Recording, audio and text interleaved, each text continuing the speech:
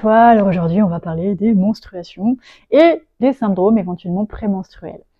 On nous a enseigné en tant que femmes que chaque mois nous avions quelque chose à subir et qu'éventuellement ça pouvait être douloureux et désagréable, voilà, et que nous n'y pouvions rien et que tout ça était dû à nos hormones et que c'était comme ça. Voilà, un peu réducteur, mais c'est ça, en tout cas moi c'est le message que j'ai reçu pendant des années et je te dis que non. Un, nous n'avons pas à subir tout ça. Deux, les menstruations ne sont pas censées être douloureuses.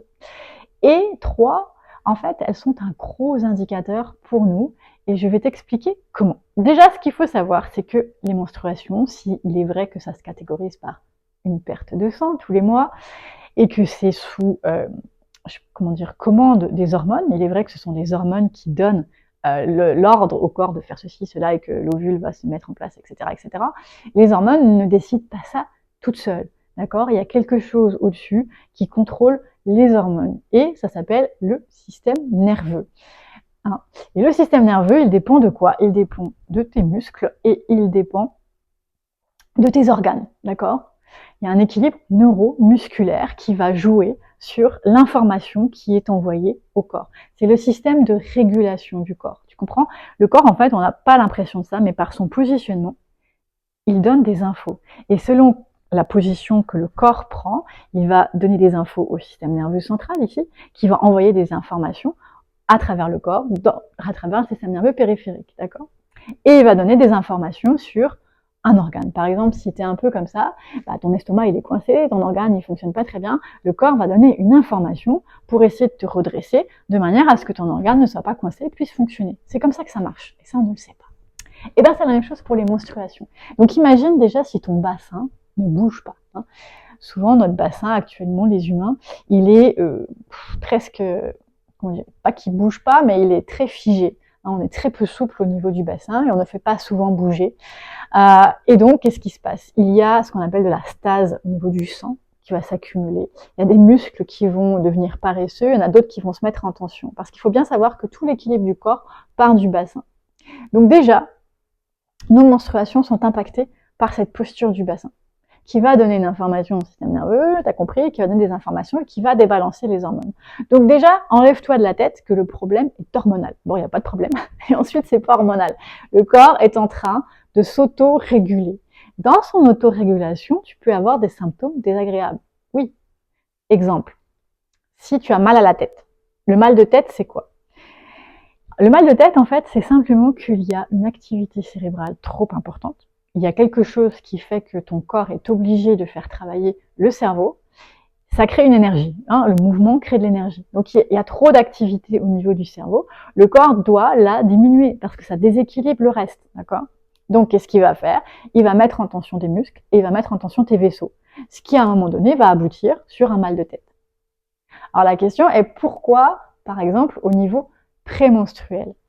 Parce que à ce moment-là, comment dirais-je, le corps fait comme un sort de petit reset. Et c'est là qu'il passe ses infos. Ok, attends, ça va pas du tout. Là, on va envoyer ça, on va faire ci, on va faire ça. Et donc, à ce moment-là, il met en place l'équipe de secours. Il la met en activité pour déclencher les menstruations et pour essayer de se recaler pour le prochain cycle. D'accord? C'est son cycle naturel. Donc, c'est un peu comme le bilan d'une fin de mois. Le corps fait son bilan, il s'aperçoit qu'il y a des trucs qui vont pas. Ouh là là, il y a eu trop d'activité ce mois-ci. Hop, on va restreindre les informations ici. Et ça crée la douleur. Normalement, après ton cycle, tu repars sur une nouvelle énergie. Sauf que si tu continues à fonctionner de la même manière, au cycle suivant, c'est pareil. D'accord? Parce que ton corps a fait une sorte de bilan, mais il n'y a pas eu de changement après au final. Alors tu vas me dire pourquoi il n'y a pas de changement si le corps est si bien fait? C'est parce qu'on l'oblige tellement à réguler et qu'on fonctionne toujours de la même manière, on ne change pas notre physiologie, on reproduit les mêmes affaires. D'accord? Maintenant, il se peut qu'avant tu aies eu des symptômes menstruels importants et que tu en as moins maintenant, parce que je veux pas, des fois on fait des choses qui nous améliorent un petit peu et qui font que notre physiologie se modifie. Et la physiologie se modifiant, eh bien les symptômes peuvent éventuellement changer. C'est logique. D'accord? Donc si tu vis des symptômes menstruels, dis-toi bien que ton corps te donne des infos et que c'est l'occasion à saisir pour aller comprendre le message et venir soutenir ton corps. Parce que si tu sais que ton corps met trop d'activité cérébrale, Même si toi, tu n'en as pas conscience, il te le dit. Donc, dans ce temps-là, tu peux aller pratiquer des petits exercices, des petits outils qui vont faire que l'énergie ne soit pas trop là-haut et qu'elle puisse redescendre. Imagine que tu as un métier très cérébral. Ça te demande de réfléchir beaucoup.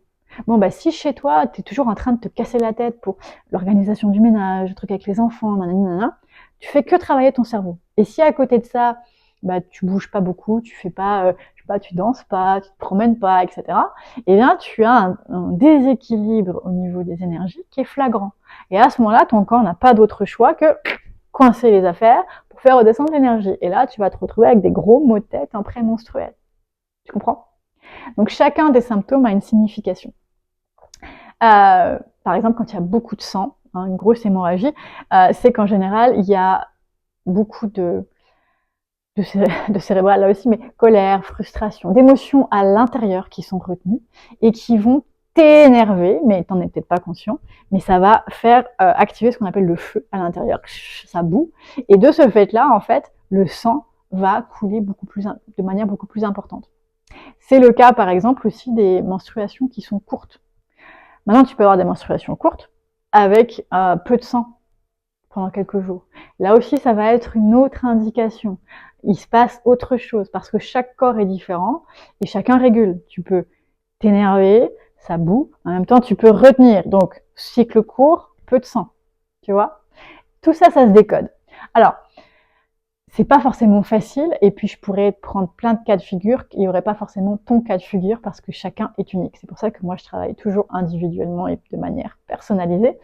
Maintenant, si tu es intéressé par comprendre comment ça fonctionne, n'hésite pas à me contacter parce que je suis en train de préparer un petit, je sais pas comment l'appeler, un petit module que tu vas faire chez toi, hein, tranquille, à ton rythme, mais pour apprendre un petit peu qu'est-ce qui se passe réellement dans un cycle féminin.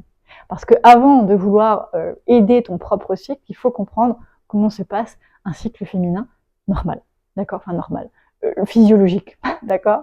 Et ensuite de ça, apprendre à décoder ton propre rythme à toi. Et de là, tu vas pouvoir décoder. Après, c'est juste la pratique d'outils. Ça va. Donc, si jamais tu es intéressé, n'hésite pas à me contacter et je te donnerai les informations à ce sujet. Voilà, j'espère que la vidéo t'a donné des informations. Si tu as d'autres questions par rapport à soi, ça me fera plaisir d'en faire une autre vidéo. J'en ferai quand même une qui explique, vite fait, bien fait, un cycle physiologique, comment ça se passe. Mais n'hésite pas à me dire si ça t'intéresse que je fasse cette vidéo ou pas. Merci pour ton écoute et à bientôt.